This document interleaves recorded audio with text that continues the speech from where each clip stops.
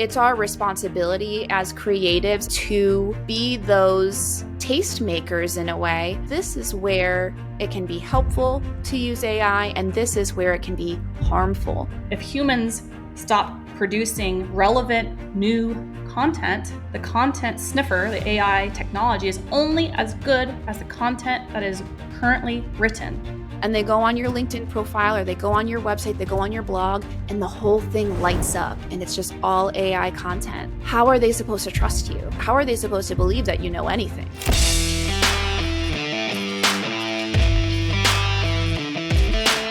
Hello, and welcome to Amber Energy, the podcast. Join us as we discuss entrepreneurship, branding, and trending business topics. I'm your host, Amber Jacobs, and I have the experience of working for Fortune 500 as well as in-house for global companies, and have enjoyed the pleasure of being a part of some of the biggest design agencies in the world. I went full-time in my boutique virtual design firm and want to share those trials and tribulations with you. Let's get started. All right, welcome to another episode of Amber Energy, the podcast. Today you've got Amber Jacobs, the owner of Amber Design, and Ashley Laabs, head of content for Composure Digital. Today we're going to talk about some really great topics about marketing and branding and how we work together to create magical content for our clients. So today, how about Ashley, you just tell me a little bit about you and how you got started, and then maybe a little bit of how you and I know each other. Yeah, absolutely. So right now I am the head of content at Composure Digital. We focus on helping executives, B2B leaders, and B2B service providers to up their game on LinkedIn. This is the place where we're having industry conversations. It's the place where you build a reputation and you make your business personal, which is increasingly important with brand.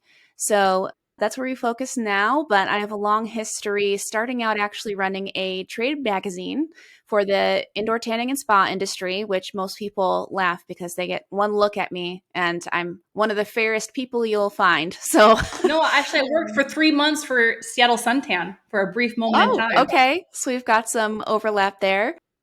But yeah, and then I moved into the digital world and have been doing content strategy and brand messaging and copywriting for everybody from 1 to 3 person businesses all the way up to the Fortune 500s, Amazon, T-Mobile, eBay, Acer, all the big hitters, especially here in Seattle. We have a lot of tech. Don't we all? My goodness. Yeah. I mean, you and I met at an agency, gosh, what was that? 2018, I think. Yeah, Rational. Mm-hmm. Yeah. We worked at Rational. Now that's called Design It. They've been acquired. I know. They've been acquired, yeah? Yeah, absolutely. They were going through an interesting time even when you and I were working there. They were a PR firm turned design agency, and we're learning how to kind of like do the bits and transition from PR to design agency. I actually didn't know that about them. I came in when they were pretty hardcore on the marketing side of things. Well, they were PS. They were a PR firm originally, and then they kind of turned into more of a design agency of sorts. And then they brought in some top dog heavy hitters to show them how to like set their business up to be acquiesced as part of their strategy.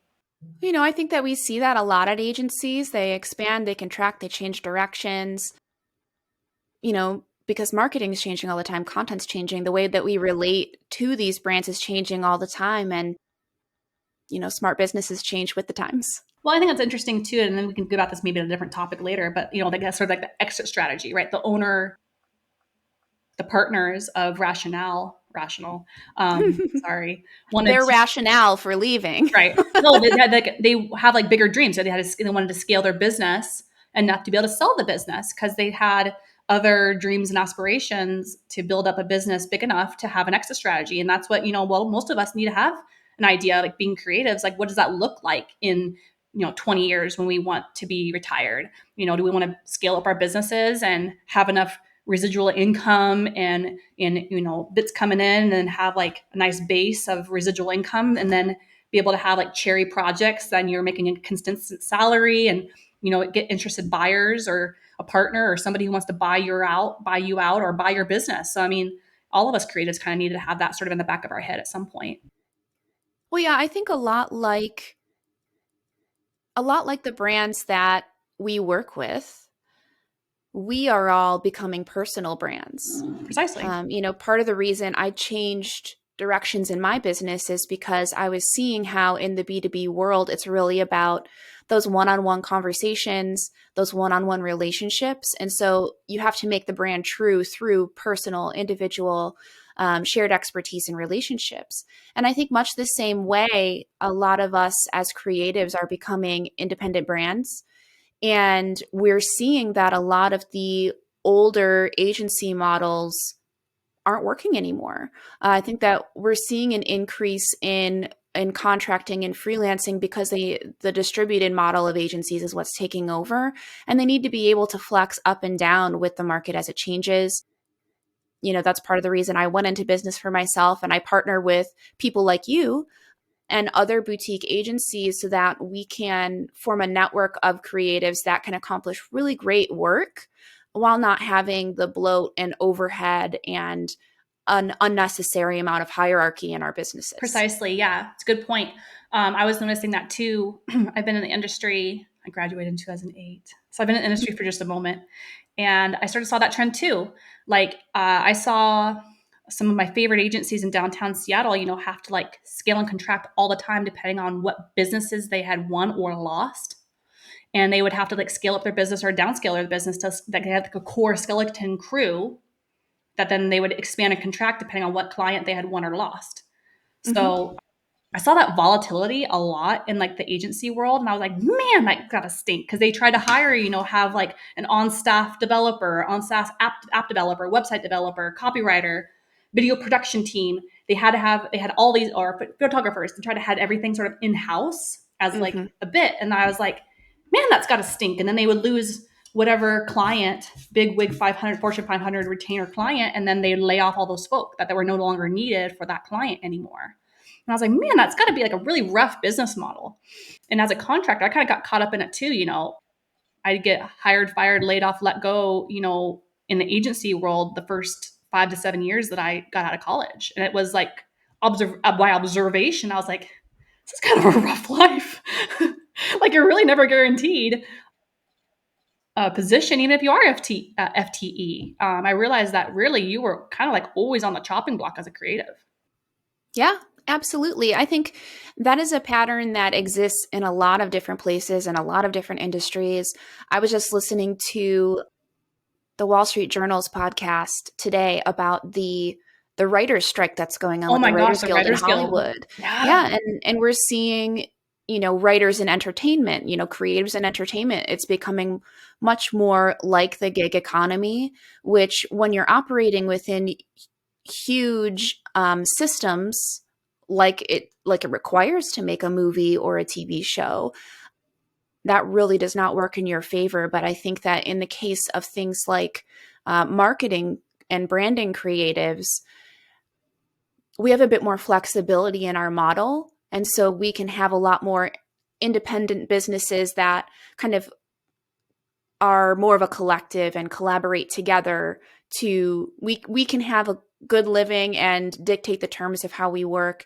And we can also come together and produce great work for our clients. So I'm really glad to be in a part of the creative industry that allows for that kind of change. Yeah, it's going to be everybody's on reruns right now because no writers are writing because they're part of the Writers Guild. Yeah, it's interesting. It's a whole fascinating topic. I was listening to a couple podcasts about that earlier this week when it happened. Mm-hmm.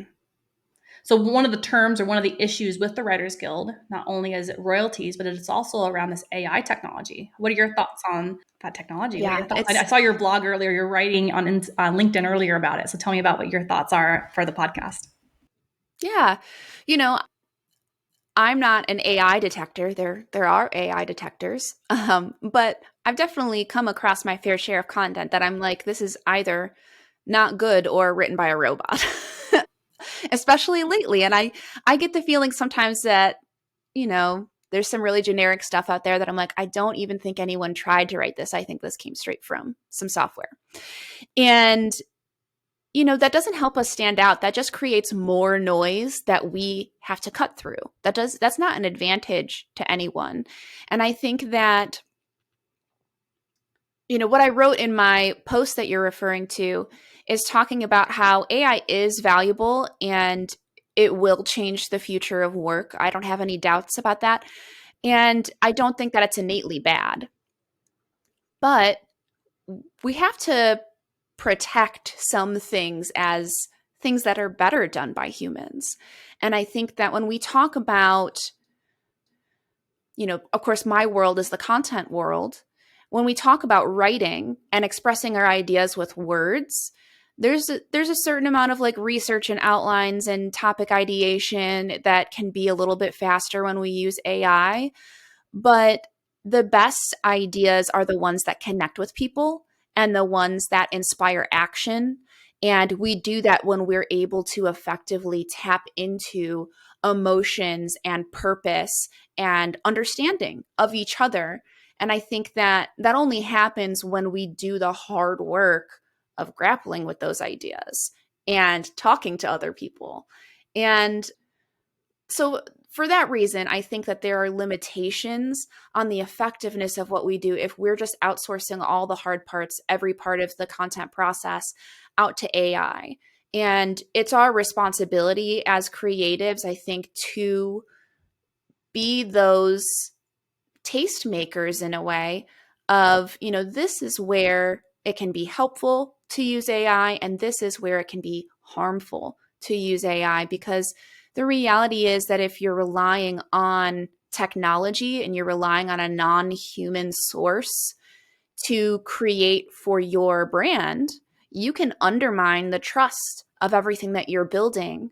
And honestly, you can just come off as really generic, because if you're building something the world has never seen before, if you have a perspective that's totally unique, you're never going to be able to get that across by filtering it through something that just synthesizes whatever is already on the internet. Well, it's kind of like a stock idea, right? Like as a visual side of that would be like stock photography, and how that for a long time kind of hurt photographers. But again, it never replaced really good photographers, because at the end of the day, really good brand photography is done by a professional. Or even the iPhone, when the smartphones came out, all the photographers were sort of worried because now everybody's got a phone in their pocket, or a camera rather in their pocket. But it had never quite placed real good professional quality photographers and high-end DSLR cameras. So I think you don't have much to worry, because I think at the end of the day, I think people enjoy the craftsmanship that goes into good writing, poetry, or content. Because at the end of the day, I still really enjoy pulling out my DSLR camera and taking really quality bokeh photos versus whatever I get on my iPhone. This is good for like quick snapshot type stuff, but it's not great for capturing like really good quality, multi-layered bokeh typed field of vision type photography. So I don't think it'll ever get rid of that. So I don't think so either. It'll continue to get better, and like I that's like that fine. robot versus human, right? So it's like you can tell the difference between what's been done, stock photography. Everybody knows what stock photo looks like. Everybody knows what an iPhone camera picture looks like, right? We can all tell the difference between that, like you're saying, robot created writing versus something that's been done by a human in an artistic way. Yeah, well, and our art is really the point of it, because I think that in the marketing world, we can get really focused on output. We can get really focused on the deliverable and the asset. This image or this Facebook post or this ebook. And writing and designing and making art is a process. It's not a product. So anything that's made by an AI is not art. It's not written art. It's not visual art, because there was no intention. There was no human. There was no feeling. There was no process. And so when we think about that, that's something different altogether. It really obscures all the skills that we build by, again, engaging with those ideas as a human. We learn so much about the work we do and what we believe.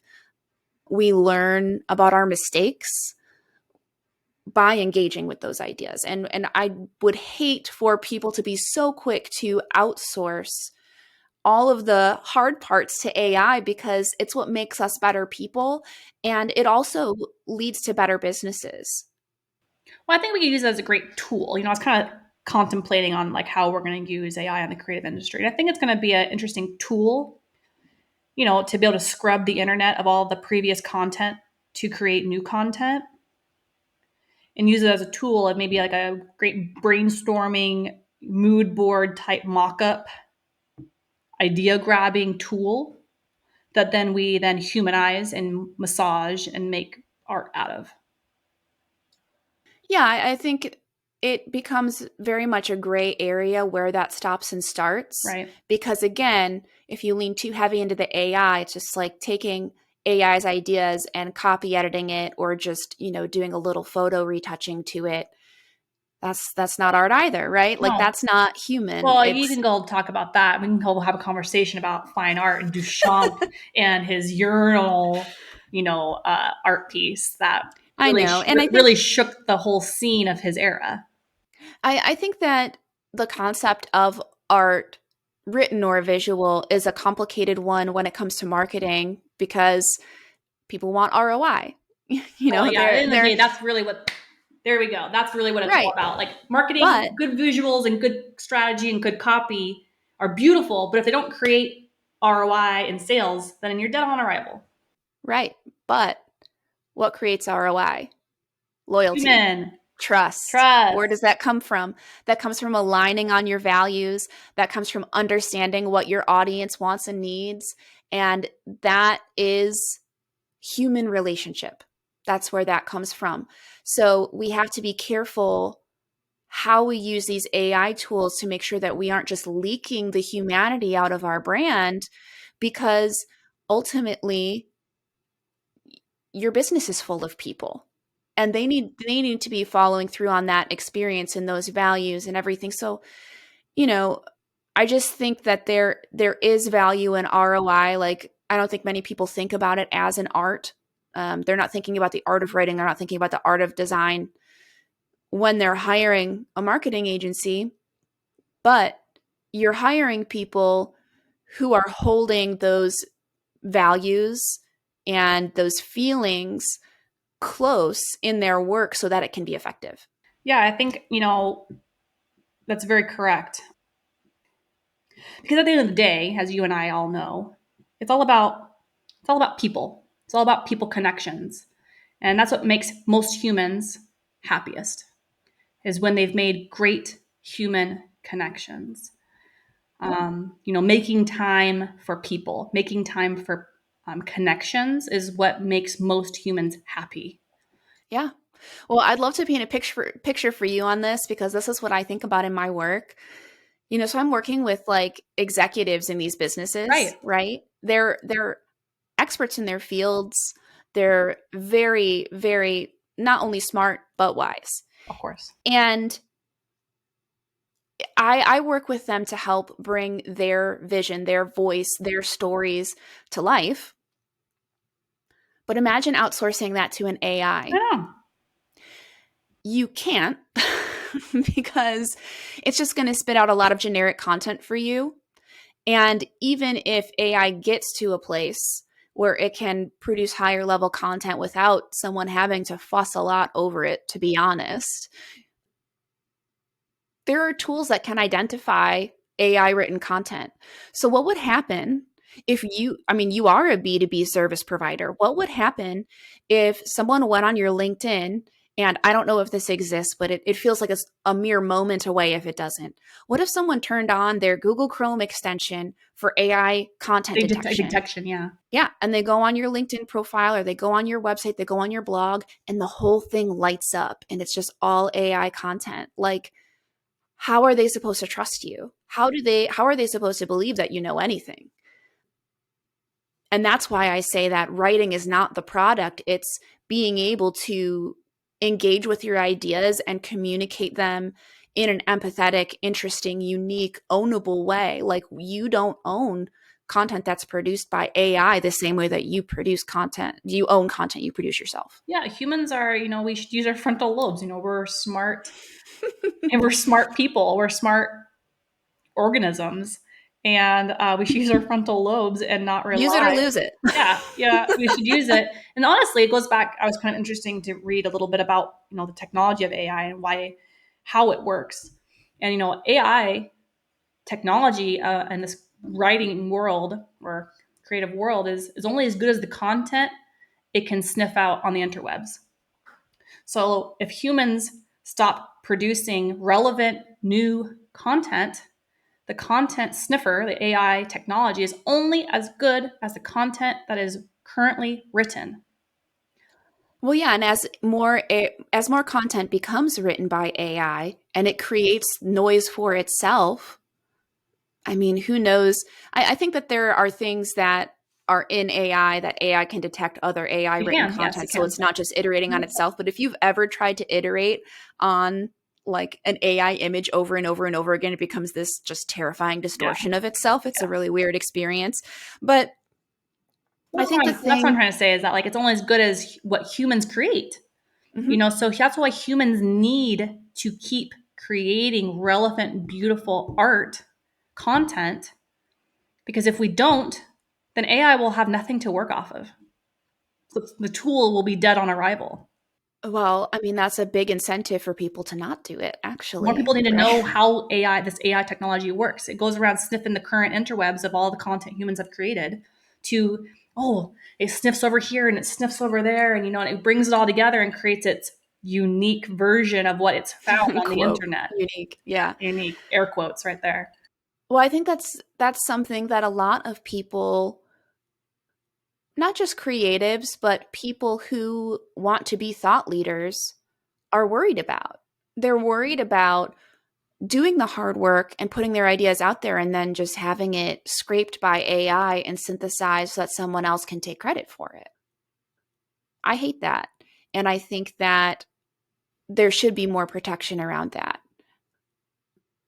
But I wonder if this is going to cause more people to gate their content and keep it from being publicly scraped. So we're going to see, more lead generation forms where you have to fill in your name and your information. You have to jump through some more hoops to prove that you're human and gain access to that content Yeah, I think because you're it's right. being taken advantage of. I think that's a logical next step for many humans to protect their content, their copyright. Really, it's going to come down to copyright sort of Yeah, I think it's going to situations. cause a lot of issues. We're going to see, I mean, we're already seeing issues. So we're going to see copyright issues, and so I think you're right. The logical next step is that people are going to start gating their content. Where I need you to hit Capatra. I need you to select how many buses are in this photo, are in these photos, and prove that you're a human before you can gain access to any kind of content. And what human among us has not failed a CAPTCHA test? I hate Like, those things. I mean, those I images get are what not why always they're there great. for. They're for all the robot crazy, I don't know, handles running around grabbing up bits, but gosh, I hate those things because every time you log into a thing, it's like, how many palm trees or how many Just images? keep clicking Click. until there are no more buses, and I'm just like, all I want to do is watch a rerun of Parks and Rec. I know. Please stop it. Or how many? It gives you one picture, but it's like multiple, like 9 tiles in one picture. Select how many tiles or whatever is a bicycle. I'm like, well, there's it's touching like 5 squares. So you click on all 5 squares, and it's like, nope. I mean, but they're training us, right? We do it. I We know. do Well, it. yeah, we jump through the hoops because we have to prove that we're human because there's too many robots running around the internet. Nothing like a robot testing you to prove you're human. Nothing like it. No, I hate that. Aw, that's so sad. Aw, I know. I'm Doesn't it human. make I you want promise. to? Scout's honor. I know. Oh I know. man. So here we are. Here we are. All right. So AI. I think it's going to come full circle. I think a lot of things come full circle and back to basics. I'm seeing, you've seen a resurgence, in printing, right? So we're seeing Mhm. people are wanting to come back to the newspaper. People want to come back to handwritten bits, physical paper things. So I think we're going to see a resurgence in print. I think we're going to see a resurgence in photography where people come back to dark rooms and want to do the art of crafting photography They again. want to feel something. Imagine that. Tangible. I think humans, not I think, I know, humans are tangible creatures. We like to use our hands and touch and feel and do the bits. So I think, not I think, I hate using, I gotta stop using that. But you're gonna see humans come back to the dark room and do the craft of creating photography. You're gonna see print come back in the craft of a printing press. And I think you're gonna see people coming back to even the idea of writing poetry and crafting and writing again. I think you'll see us kind of do a technology bit, and it's like, oh, just kidding, and we come back to the OG. I think humans do that time and time again. I think we're even seeing it super segue. People are even seeing it now in the medical industry. People, us humans thought in the early 1900s that like, oh, this modern technology, this Western medicine, let's try this out. And then we've kind of gone all crazy, and it's good for some bits, but some other bits, let's go back to herbal medicine, or let's go back to Eastern style, or let's go back to more natural remedies or more natural bits. So you're kind of seeing a resurgence back into like, acupuncture or aromatherapy or what's the other one? Whatever therapies, doesn't matter. We're going back to more natural, more herbal remedies, right? So we humans do this. We're like, oh, this is so cool, this new technology. Oh, just kidding. Like we come back to, the craft and like the human tactile version of the thing that we lost, that we miss, and we're gonna come back to it. So I think it's like, hold on, I think we're seeing the same thing with social media. This is so cool, social media, this is awesome. And then, oh, just kidding, I think I want to write a handwritten letter again. Like, I think I feel like picking up my pencil again, and I'm going to write a letter back to my friends and create pen pals again. Because I think we're missing that tactile writing, bits where we're going to start, well, I kind of miss the craft of writing an actual letter and sending it in the Mhm. mail. Well, I think we weren't made to sit in front of our screens Oh, all day, every day. We weren't made to wake up and check our screens and then just like eat so that we could look at our screens during work and then, go home so we could look at our fun screens. so Like we many weren't made screens. for that. And I think that you're right. These things do come full circle. And I'm sure that we will find places to incorporate AI, but it's not going to be as ubiquitous as people imagine. But how long have we been tempted by the idea of the panacea, the cure-all, Right. right? I think that every time something truly revolutionary comes, Mm-hmm. it it gains popularity because it seems like it's the answer for everything. Hooray! So It's like the magic yeah, pill, and right? Us humans love the easy magical pill. so I think that people love Chat GPT for its ability to, write a legal clause for your contract and then give you a lemon cheesecake recipe and then tell you a detective story. It's just, but we also weren't meant to stop thinking. Yeah, the easy So, button, right? The easy button. yeah, the easy button gets boring. So I think that, Yeah, I think most humans, when they're in like a production cha-chunk, production tech job, it's very like soul sucking for most humans. mhm, We don't like being in like a we're boring not blah blah here. blah blah blah blah blah. We Not don't using exist our for yeah. repetition. We Yeah. don't like it. We like using our brains. We like being creative and problem solving and figuring out how to do the next best cool thing. Or like, I know I've been doing it this way forever, but what if we did this? And we innovate and we come up with something new and fresh and awesome that makes our life better. Like Yeah. humans like doing that typically. Hmm. I totally agree. And there's a reason that all of the technology that we have enjoyed, like there are perks to it. I'm not a Discounting. naysayer of Yeah. all, I'm not sitting in the woods without electricity. I'm using these things and I enjoy them. But there is a reason that as there's been a rise in technology, we've seen the rise in loneliness as well. And it's I think that we're coming to a place in a lot of aspects, despite the rise of AI, we're coming to a place where we're realizing that. And we are coming back to more, in-person connection. We're coming back to more tactile hobbies. We're coming back to older forms of media because we want to engage and we want to make and we want to think and we want to create. I couldn't agree more. Yeah. Where do I start on that comment? So we'll just start with the COVID, right? So we were all locked down for so many years. Guess what people picked up? They picked up knitting. They picked up baking. They picked up, all these more crafted hobbies that we kind of once lost because now we're not social sharing, we're not in person, so that's the next best thing, right? So without human connectivity, we turn to crafts. So people started, at home businesses crafting beer, or they were making doilies, or they were making scarves, or they were baking, or they all started their home businesses, jewelry, whatever it was at home, because at the end of the day, humans, if they're not communicating with persons, they love crafting and making things. Yeah, I mean, during the pandemic, I picked up foraging for mushrooms. I literally decided to go get lost. Yeah, you're like, what am I going to do with myself? I can't talk to a human. I guess I'm going to go do a thing by myself, or craft, or use my hands, or go do something else, because at the end of the day, that's what humans are going to choose to do. Yeah. And so if you didn't do that, then yeah, you were a really lonely, sad person. We saw a huge height of depression and suicide during the pandemic because humans don't like being, away from other humans. We are, on average, we're very social creatures and we enjoy human connectivity.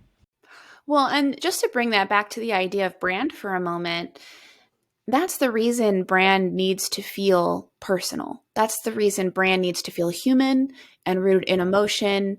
And, I guess saying that it needs to feel emotional is also misleading because it just actually has to be emotional. It has to really be that way. Most of us that are, pretty decent high IQs will we'll sniff it out. Like, we could probably read a bit, because most of us are well read or educated to some degree. We'll read a bit and be like, nah. Like, you can sniff it out from a mile away. I bet you're, obviously you're well read and well written.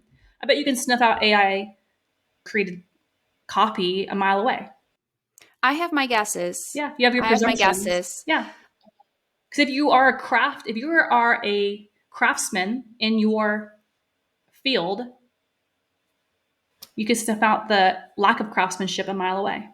Mm-hmm, absolutely. I think it was Daniel Pink was the author of Thinking Fast and Slow, if I remember correctly. And he talks a lot about that. He gives a lot of examples of people intuitively knowing what is real. Yeah. And it's a strong thing. Right? A real and authentic. I think most of us humans can be like, even if we don't suspect that it's fake, that doesn't mean we connect with it. That doesn't mean we like it or remember it or notice it or crave it. It doesn't mean we have, like, just because people can't identify, oh, this was written by a robot, I should ignore it. Even if their senses are not that keen, that's not the point. That is not the point. The point is that your brand has to cut through a bunch of robot generated noise and actually connect with people and motivate them to action. And it's rare for a brand even created by humans to do that. Like, that's a hard thing to accomplish. You need the right people to help you execute on a vision like that. But I just don't think that people will connect with that content the same way. I don't think so. I was just having a conversation with my husband about this. I don't know if I haven't mentioned it to you. So I'm launching a store for my Amberisms. I did see that. You sent me the photos of the tote and the t-shirt. It's great. Okay, so I'm launching that store this week and next week to go buy Amberisms at awesomeamber.com/store to buy some Amberisms. And I felt that, yes, I could have done my typical thing where if I was to tell a client, I'd like, oh yeah, you need a display ads, you need a newsletter, and a social media launch party. And I was like, you know what? I was talking to my husband. I'm going to go old school. I'm going to send a postcard in the mail to all of my persons. I'm going to go a little old school, and I'm going to go a May Day launch party. You know what May Day is? Mm-hmm. So I'm going to do, So I also ran around the neighborhood May Daying all my friends, all my neighbors. That was so much fun.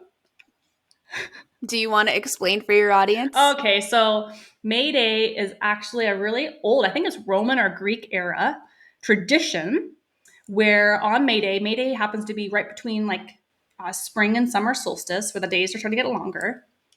And May Day was a celebration. People wore flower crowns, and they had a May Day pole where they danced around it with ribbon and flowers, and it was like a big happy celebration. And that by night, they had bonfires and parties, and they were playing music and having flowers Were and you like running through the streets with a flower crown playing the lute? Like what did you do to your neighbors? okay, so that's the old tradition. That's like, Yeah, back in yeah. that era, that's what May Day was and is. So the modern version of May Day is where you take a bouquet of flowers. So I took tulips. I did 3 tulips in a little bouquet, and I tied a little string ribbon and a little note like says, because most people don't know what May Day is. So it says Happy May Day. And I give like a little spiel of what May Day is and on the back how to care for their flowers. I tie it all together in a ribbon. And then what I did was I did 13 neighbors. I put all my 13 neighbor bouquets into like my little back, like, I'm too animated, into a satchel, a bag, and I got on my bicycle and ran around my whole neighborhood at like 5 a.m. in the morning on May Day. And I went and stuck it in all of their handles, their front door handles throughout the whole neighborhood. And I That's did very it sweet. and left. I didn't tell them who it was. I didn't put in it, love so and so. It's supposed to be a happy surprise dash shenanigans on May Day. So you go around the neighborhood. I put all my bicycle. It's so cute. At like 5 a.m. in the morning, I May Day'd all of my neighbors and went back to normal business like it never happened. So by the sunrise, I was done. So I kind of feel like a old school paper boy. That I was just thinking of that. My first job was actually a paper route. Yeah. So And go ahead. yeah, it was the only time in my life that I, for some reason, enjoyed waking up really early. And you actually had to put the papers together. You had to put all the sections together and then wrap it and take it out to the neighborhood.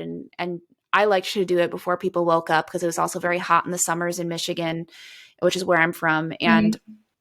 yeah, I would go out with my bike. This was before the days when like a paper route just meant people, with their trunk open in the back of their minivan, just like chucking papers in the general direction of your house. I would go up to the front door and like place it very neatly Because on their you wanted a porch. good tip, or you wanted to get the next quarter, with that person, you had to like put the paper where they wanted it and do good Hmm. service. So that way they would tip you at the end of the season and then also sign on for more newspapers. Yeah, because you had to go collect the Yeah. fee in person. So you didn't want to show up at their door being the person who like beheaded their tulips by tossing a paper in the garden?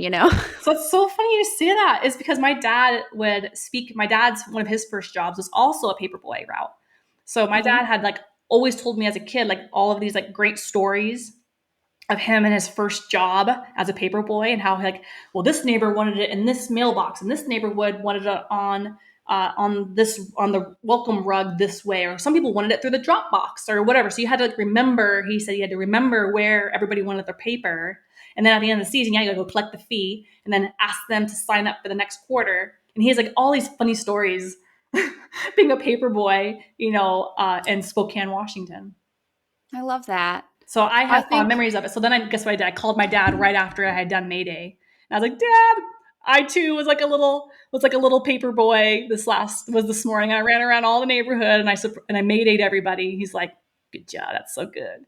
So I felt really good this morning. I felt really good on May Day, sneaking pat it to yourself all on of the my back. neighbors. I was like, yeah, I just May Day'd all my neighbors. And then all day the neighbors were like, because we're all at HOA here, Hmm. and we all have each other's information all day long. They're like, did you do it? Did you do it? We also have like a big like community group text. Hmm. And so they're like, who, thank you for the tulips, but who did it? And so like, well, maybe Colleen did it. Maybe Danielle did it. So all day they're trying to figure out who did the May Day flowers. And That's sweet. they still don't know, but they will. Because I'm going to send out a postcard to everybody so that way they actually know who it's from. Don't they know that you're the mischievous one in the neighborhood? I guess not. Well, they're learning. So it was super fun. I May Day'd all my neighbors with a little bouquet of flowers. I love that.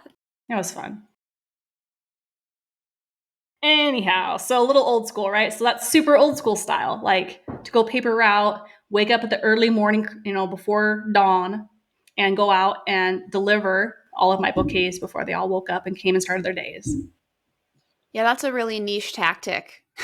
It's called guerrilla marketing, right? So if a really good, you call it guerrilla marketing. So I was working with another client of mine here in Napa. I just recently moved here about doing a guerrilla campaign just like that, where, you maybe you co-partner on a bit, you do a postcard or you do a bouquet or you do a funny thing, then you go door to door and, put it on everybody's stoops. So that way, when they walk into the business that morning, they have a surprise waiting at their doorstep that's super unique and different and memorable.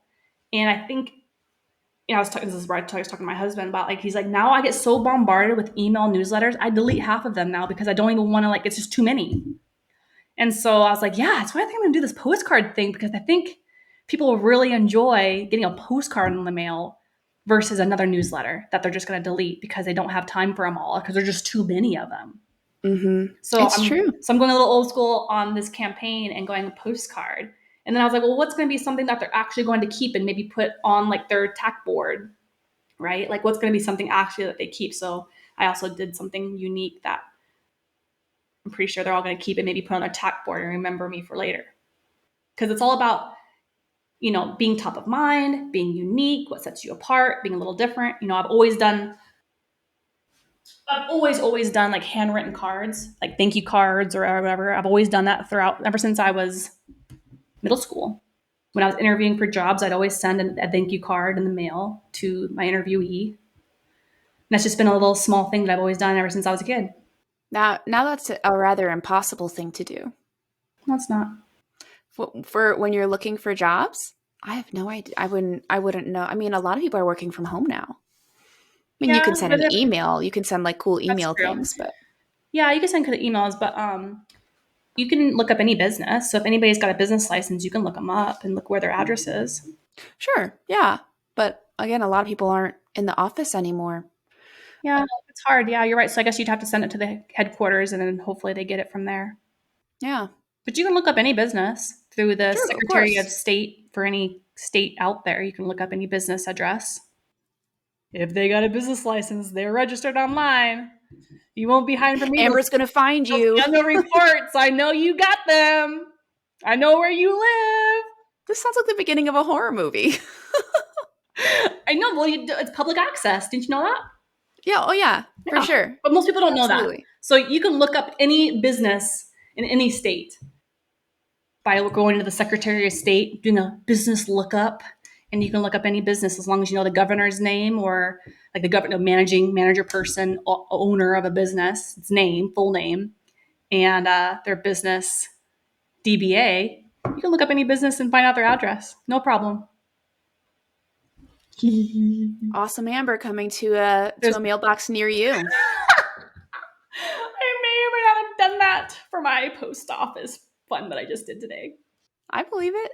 I believe it. I need this address. I don't know where they live. It's not on their website. I'm going to go find it.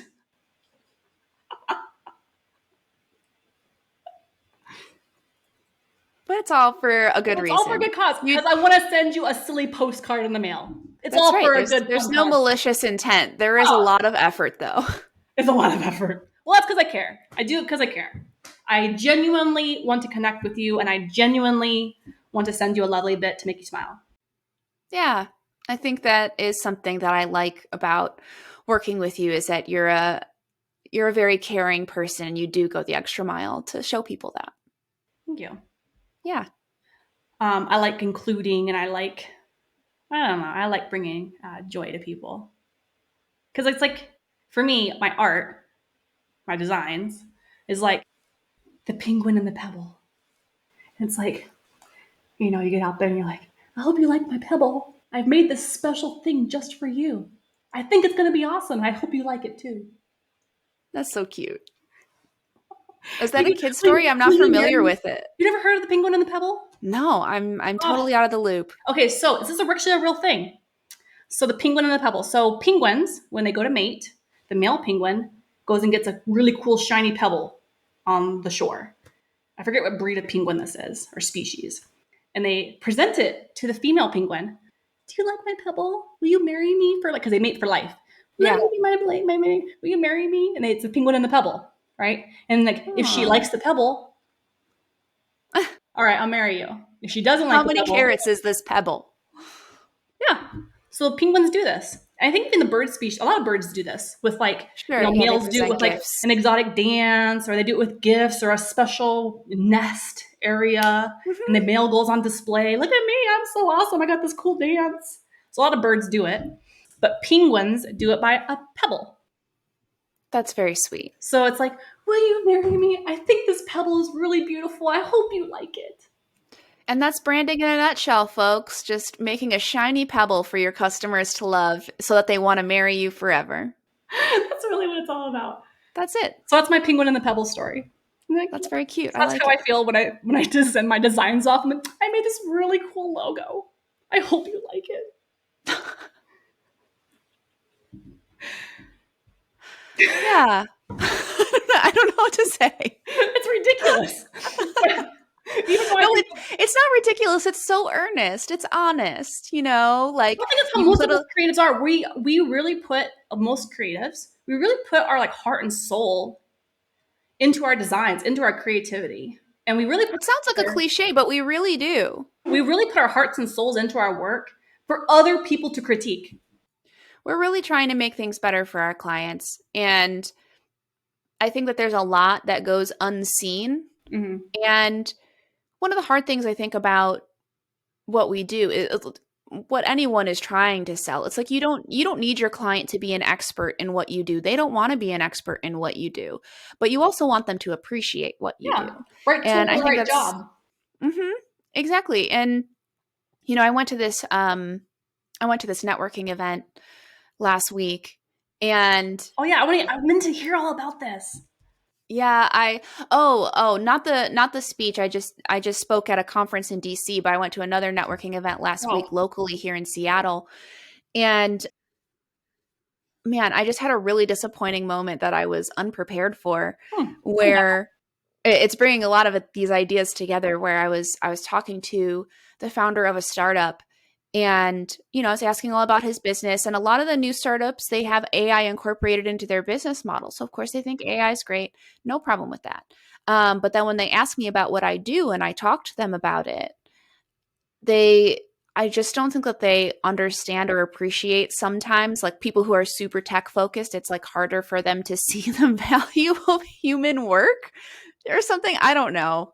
But he basically just, I told him about my business and he just looked at me and said, I just have ChatGPT write everything for me. And I was like, they're not your client. Don't worry about it. no, it's not my client. But it was really disappointing to me because I think that, in case in case any of your listeners are super excited about ChatGPT, I'm going to tell you, don't say that to a writer because it's rude. It is It's fucking red. like, right, like, how would you feel I if said that you about your were, job. yeah, like, oh, you're obsolete to me and I have replaced you with a machine. And it's not, like, if that's what works for you, great. Like, engage the writers in a discussion about it. I don't know, ask them what they think, ask them if they've used it, ask them about writing. I don't know, but Well, like I I was think just it's really just surprised that no. someone would say something like that. Well, I get that all the time in my industry too. Like, oh, it's just art. Oh, it's just graphic design. You just like, just zhuzh that thing together, right? Like you just, just do a little. Just can you just bring that up for me real quick? You've heard that Right. before. Well, and then you see the work that is produced by companies that think that, and it's usually really awful. Yeah, so I mean, like those are once say that, oh, you just like whiz bang that together. You're just art. You're just design service. If they ever use the fucking word service to me ever again, I hang up the phone. You're done. Time out. Do not pass go. Do not click on $200. I am not a design service. You can go fly a kite, yo. So Yeah. right as soon as I hear a client say that, I'm out the door. But going back to your idea of like obsolete, I just think it's just this industry has now seen it for the first time, right? So we've been seeing this slowly happen and encroach on human jobs. And we've seen it time and time again. Early 1900s, it was, people working on the railroad or people making things by hand. Well, guess what? Then we had the Industrial Revolution. We got rid of a lot of jobs. And then, we were doing things by hand, shoveling and whatever. Then we got tractors. and then, so we lost jobs that way. So it's, and then recently in the modern time, right, then all of a sudden now we have kiosks. You go to McDonald's or you go to Starbucks, you can order on an app.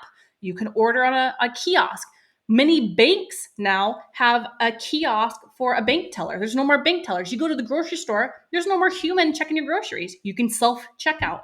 We used to enjoy having human engagement at the bank. Hey, how's it going today? Oh, good to see you, whatever. And you'd have a human connection. You would deposit your monies and, and you'd have this nice little chat. And that's not gone. Most banks have gotten rid of that. Same thing with cashier. You go, you read your groceries and how's it going today? And you become a regular. How's the kids? How are they doing? Oh, it's good. How are you today? And then you go along your merry way. And they bag your groceries and they even help you out to the car, right? Well, now we think it as convenient, right? We think it as a convenience that, I'll just self-checkout. I'll just take care of my banking. I'll, do a kiosk. I'll order my own, latte. I'll order my own burger on an app because it's convenient. And, it's sense of ease, Amazon Go. I'll just self-checkout. I got my app on my phone or my watch and I'll go to the grocery store and I'll grab my bits, walk out the door. I don't want to talk to a person. I think that so now it's just happening to that industry. And again, I think you're going to see it come full circle where no, actually, I purposely now, I go to the cashier at a grocery store. I talk to a person. I don't want them to lose their jobs. I don't want anyone to lose their jobs either. But I think that there is something to be said for evolving as well. And it's not like, I think it's more complex, and like the convenience of those things is real, and it makes things possible for people that weren't before. People get more access, easier access to things because of the technology that we have. And so I think there's definitely a lot to appreciate about it, but we have to have balance. And that balance is having the human connection that we need to feel good. And that balance is having enough work for people to do and make a living.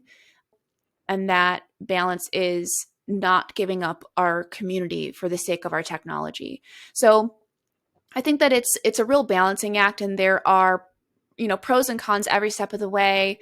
I don't think that we'll ever be in a utopian place where technology, stays in its lane and then humans just enjoy the rest. But, I'm here for the evolution of it all. Yeah, no, for sure. I think there's a fine balance, like you said, like an evolution of technology that make humans better. They improve our lives in a lot of ways. There's a lot of modern technology, a lot of modern health, a lot of modern things that have improved and advanced humans. It's a beautiful thing. But there's also that balance that you're saying. Like, there's some things where like we take it on and then we after further review of the play, maybe, we don't need all of the bits. Right. So I think you're going to see this, like, we're excited about this new cool technology. This is great.